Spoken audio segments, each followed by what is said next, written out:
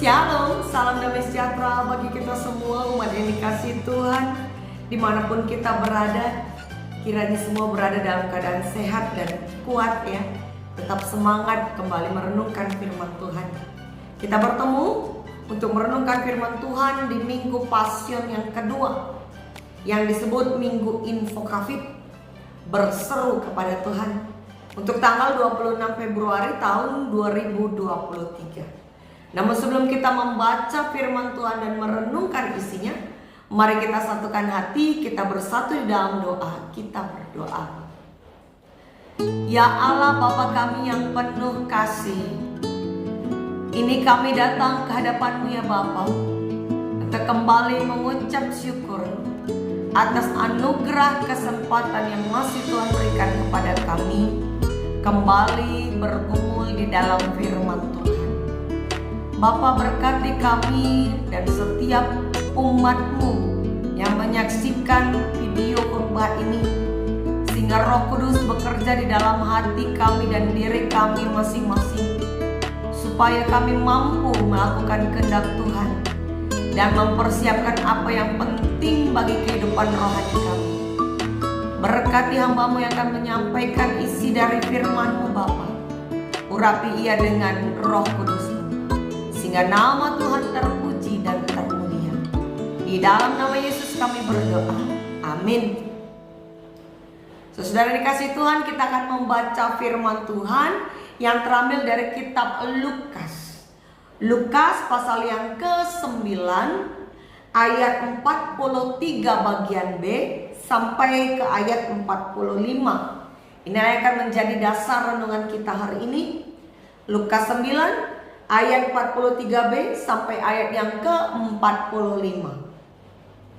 Pemberitahuan kedua tentang penderitaan Yesus. Ketika semua orang itu masih heran karena segala yang diperbuatnya itu, Yesus berkata kepada murid-muridnya, "Dengarlah dan camkanlah segala perkataanku ini. Anak manusia akan diserahkan ke dalam tangan manusia." Mereka tidak mengerti perkataan itu, sebab artinya tersembunyi bagi mereka, sehingga mereka tidak dapat memahaminya. Dan mereka tidak berani menanyakan arti perkataan itu kepadanya. Sampai demikian landasan firman Tuhan yang akan kita renungkan hari ini, dengan tema pemberitahuan Yesus tentang hari kematiannya. Kembali kami menyapa kita semua, shalom saudara yang dikasih Tuhan. Saudara yang dikasih Tuhan, adakah dari saudara yang punya pengalaman dalam mempersiapkan diri menghadapi sesuatu yang baru?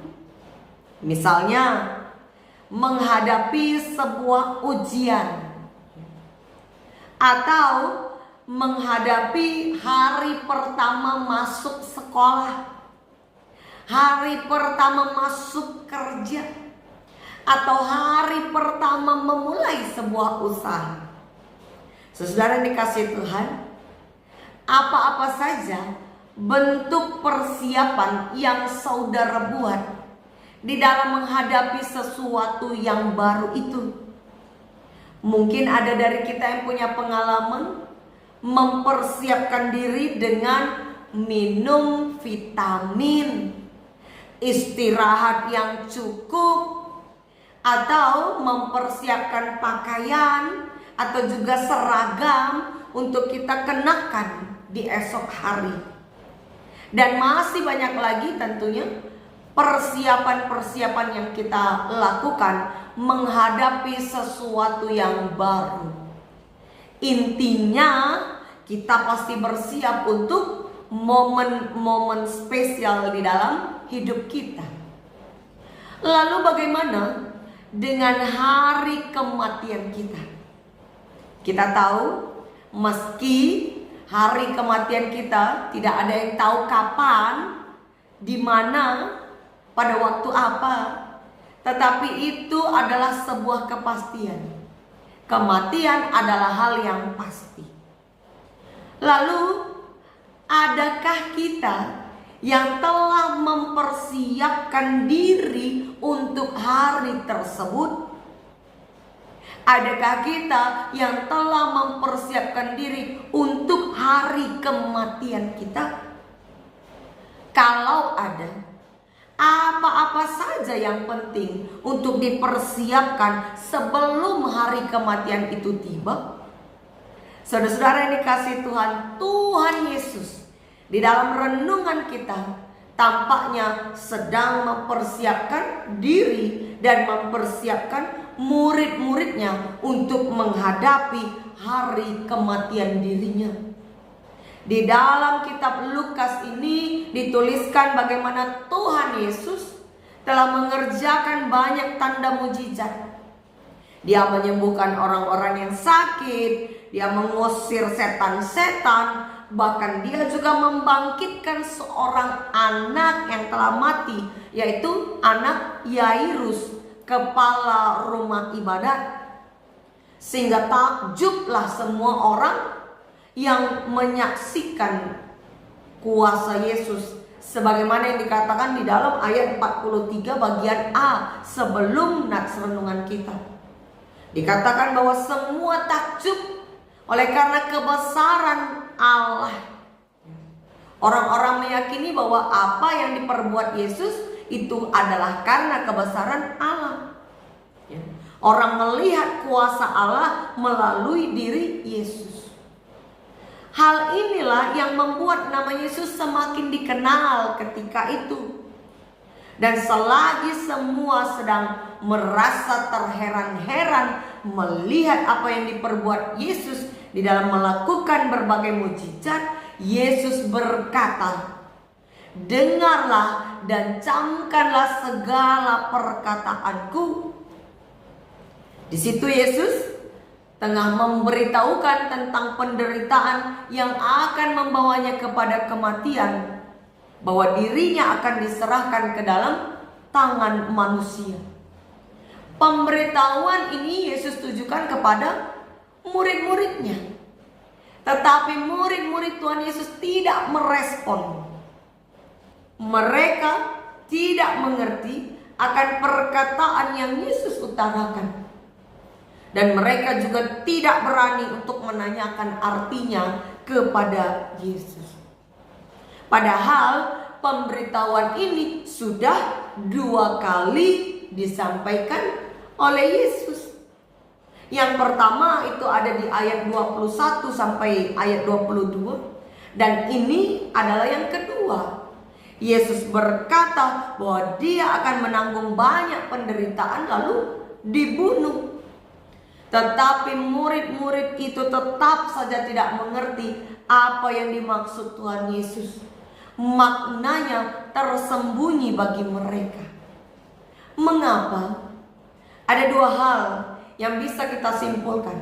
Yang pertama, harapan murid-murid Yesus ketika mereka mengaku bahwa Yesus adalah Sang Mesias dari Allah, sebagaimana yang diungkapkan di ayat 20, itu merupakan harapan bahwa Yesus akan menjadi Mesias, yang artinya diurapi, raja yang akan memimpin secara politis, yang akan membawa bangsa Yahudi menuju kemenangan, mendirikan sebuah kerajaan baru yang tidak terkalahkan. Itulah impian para murid Yesus dan setiap orang Yahudi di masa itu, di mana ketika itu mereka sedang dikuasai oleh pemerintahan Romawi. Itulah sebabnya di dalam pemberitahuan yang pertama yang menjadi bacaan minggu lalu, Matius 16 ayat 21 sampai ayat 22, Petrus menarik Yesus ke samping dan menegur Yesus ketika Yesus sedang memberitahukan tentang hari kematiannya. Kata Petrus, kiranya Allah menjauhkan hal itu. Petrus berharap sosok Yesus bisa menjadi pemimpin dalam pengertian pemimpin duniawi. Lalu yang kedua, yang membuat makna dari perkataan Yesus tersembunyi bagi para murid. Yang kedua adalah para murid telah melihat bagaimana Tuhan Yesus yang berkuasa melakukan berbagai tanda mujizat. Ini menandakan bahwa kuasa Allah ada pada diri Yesus. Membangkitkan orang mati saja Yesus sanggup, apalagi melepaskan diri dari penderitaan. Maka tidak masuk akal lah bagi mereka ketika Yesus berkata dirinya akan diserahkan ke dalam tangan manusia, ayat 44. Tidak masuk akal sama sekali.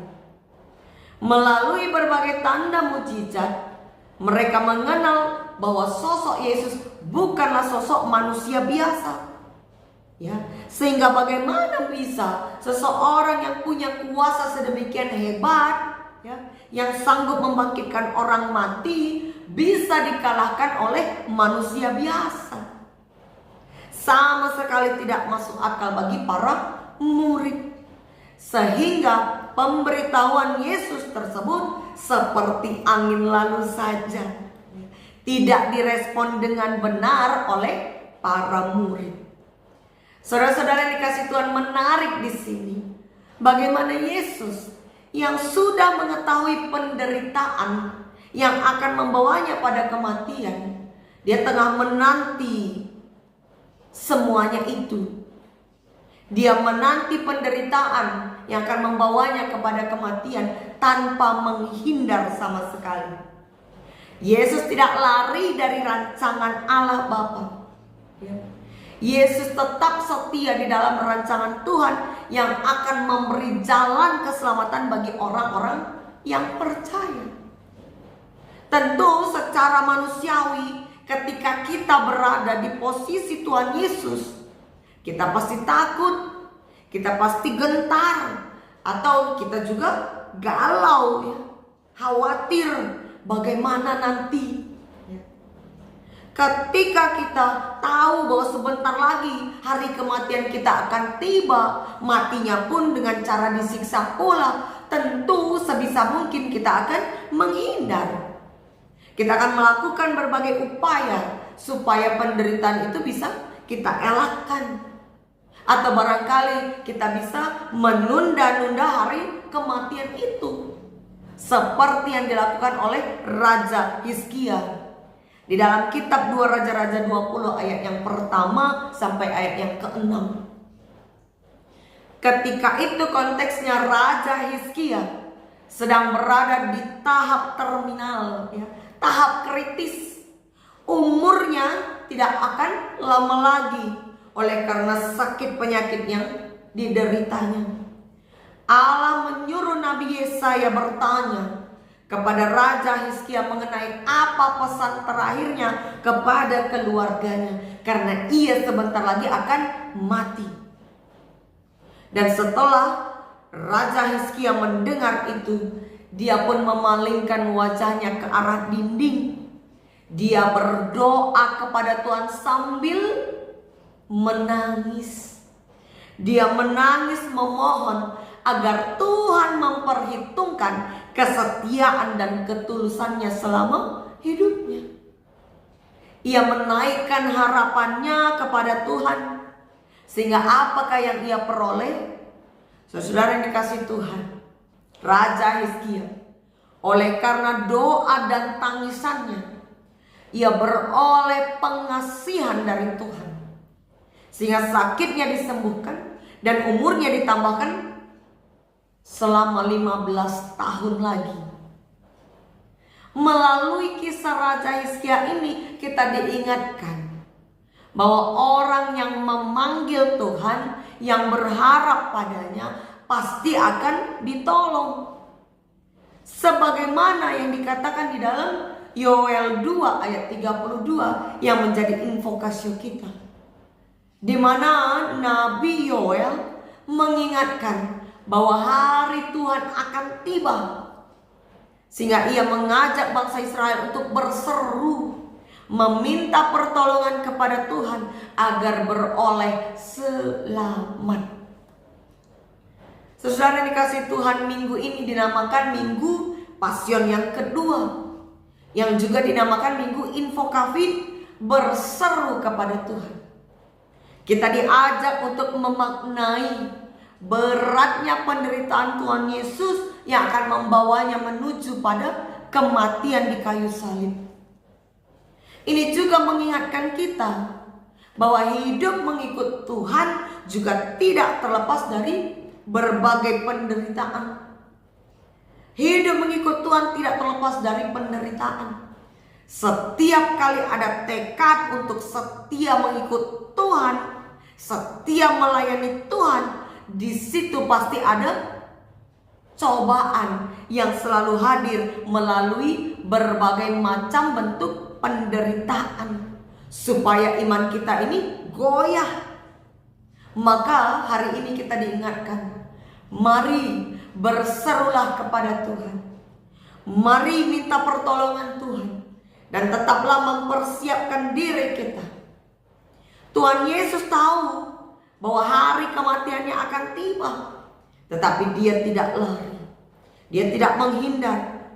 Dia justru mempersiapkan diri, mempersiapkan para murid. Tetapi para murid tidak mengerti. Meski sudah diberitahu sebanyak 2 kali, mereka masih juga belum mengerti apa maksud dari Tuhan Yesus. Mereka sudah hidup bersama-sama dengan Yesus kurang lebih 3,5 tahun. Mereka juga sudah banyak mendengar pengajaran-pengajaran dari Tuhan Yesus. Mereka juga sudah menyaksikan berbagai tanda mujizat yang telah Tuhan Yesus perbuat. Tetapi mereka belum juga mengerti apa maksud dari pemberitahuan Tuhan Yesus. Mengapa? Karena mereka tidak mengerti misi Yesus ke dunia ini. Dalam hal ini kita diingatkan bahwa berapa lama pun kita menjadi pengikut Kristus, dan betapa banyak pun kita sudah mendengar firman Tuhan, itu tidak menjamin kita bisa benar-benar mengerti, memahami apa maksud dari setiap kejadian yang Tuhan izinkan terjadi dalam hidup kita. Para murid sibuk dengan pemikiran dan harapannya sendiri, sehingga mereka gagal paham akan misi Yesus yang sebenarnya hadir ke dunia ini. Seringkali kita juga demikian. Kita gagal paham akan misi Tuhan yang sebenarnya, sehingga kita marah ketika kita direndahkan, kita marah ketika ada kesulitan, kita kecewa ketika ada penderitaan.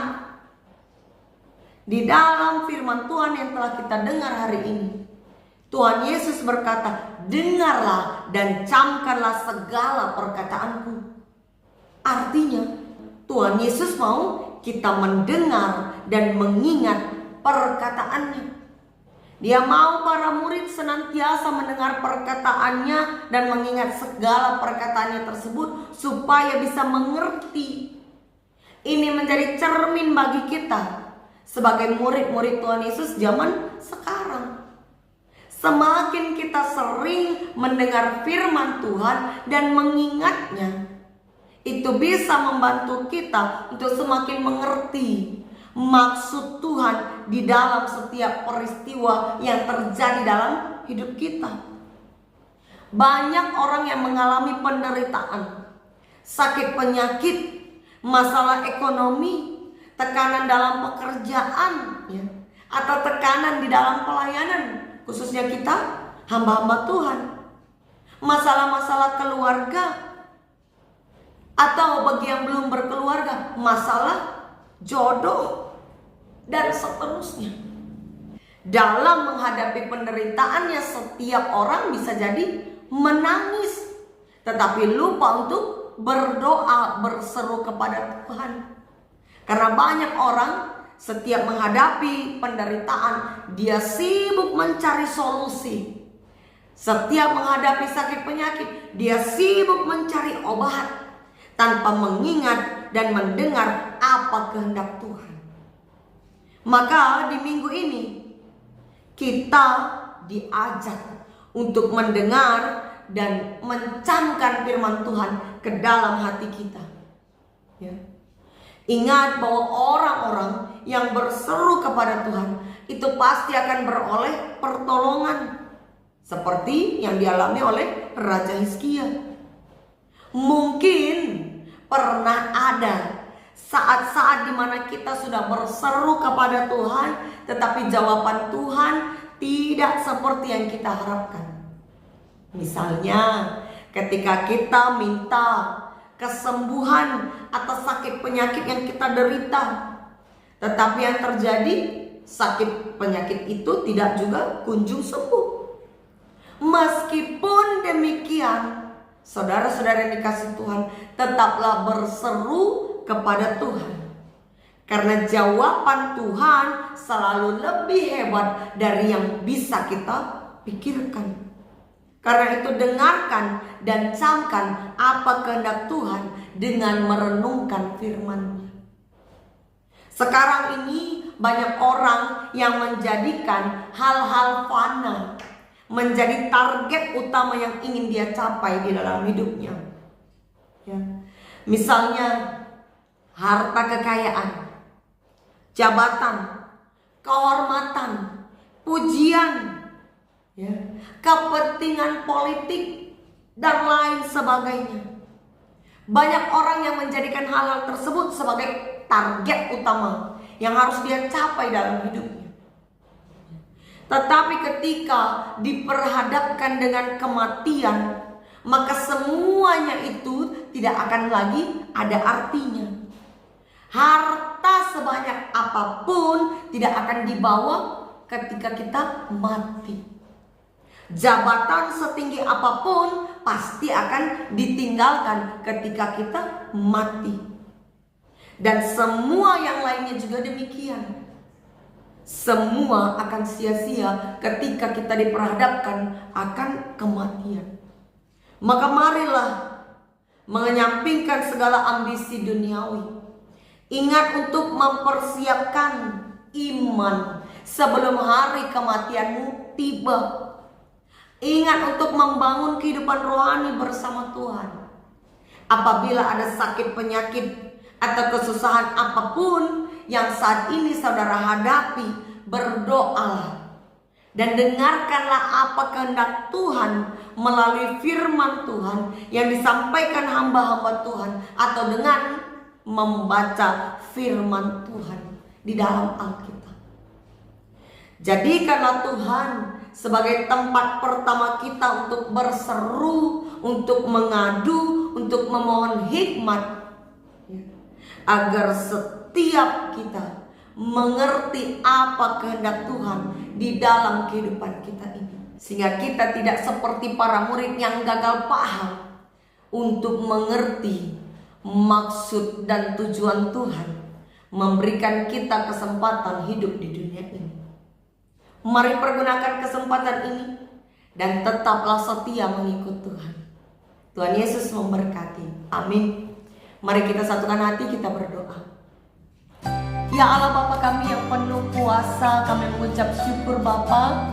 Hari ini kami masih boleh diingatkan lagi untuk membangun kehidupan rohani bersama Tuhan. Karena itulah yang paling utama yang perlu kami kerjakan di dalam kesempatan hidup yang masih Tuhan beri. Ajar kami Bapa supaya sadar bahwa setiap hal-hal yang fana tidak layak untuk dijadikan target utama dalam hidup ini. Karena semua itu akan ditambahkan ketika kami membangun iman di dalam Tuhan.